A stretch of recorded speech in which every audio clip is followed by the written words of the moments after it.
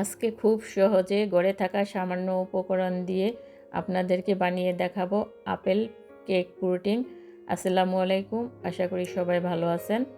আজকে apple cake pudding বানানোর জন্য আমি নিয়েছি দুটি আপেল দুটো আমি কুচি করে কেটে নিয়েছি। এবার আমি একটি বাটিতে তুলে নিচ্ছি। আপেলগুলা সিদ্ধ করার জন্য একটি ফ্রাই প্যানে আপেল কুচিগুলা দিয়ে দিচ্ছি। এবার দিয়ে দিচ্ছি সামান্য পানি। এবার আস্তে আস্তে আপেলগুলা সিদ্ধ করে নিব। একটা ঢাকনা দিয়ে ঢেকে দিচ্ছি।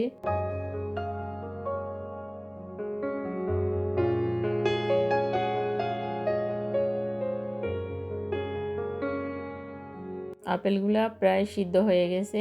এবার একটু ঠান্ডা করে একটা ব্লেন্ডার জারে এগুলা দিয়ে দিব।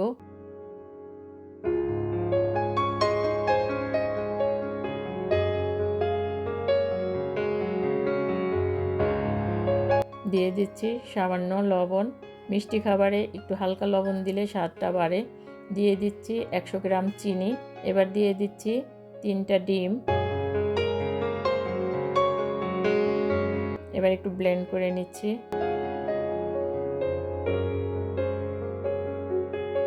এবার বাকি উপকরণগুলা দিয়ে দিব।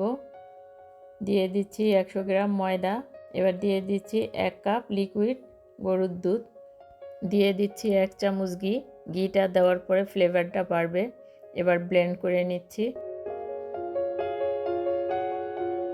ব্যাটারটা প্রায় রেডি হয়ে গেছে। এবার আমি একটা কেকের মোল্ডে এই ব্যাটারটা ঢেলে দিচ্ছি।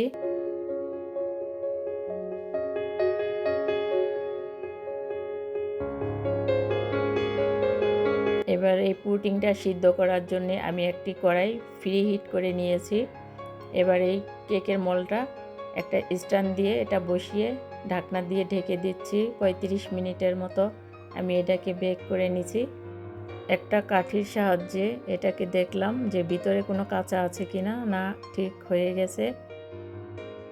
এবার একটা ছুরির সাহায্যে চারদিকটা একটু ক্লিয়ার করে একটা প্লেটে ঢেলে দিচ্ছি।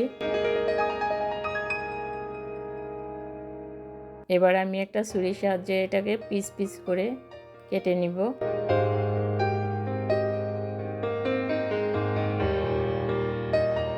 আমার কেক পুডিংটা যদি আপনাদের ভালো লাগে অবশ্যই একটা ফলো দিয়ে লাইক এবং কমেন্টস করবেন।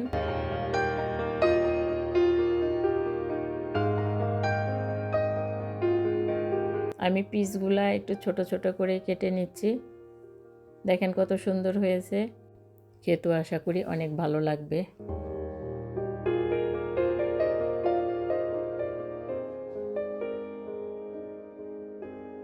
দেখেন ভিতরটা কত সুন্দর সফট হয়েছে। সবাই ভালো থাকবেন। আল্লাহ হাফেজ।